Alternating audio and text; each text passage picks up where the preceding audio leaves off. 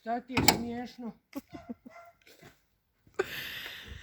Moram priznati, ovaj ti je najbolji do sad.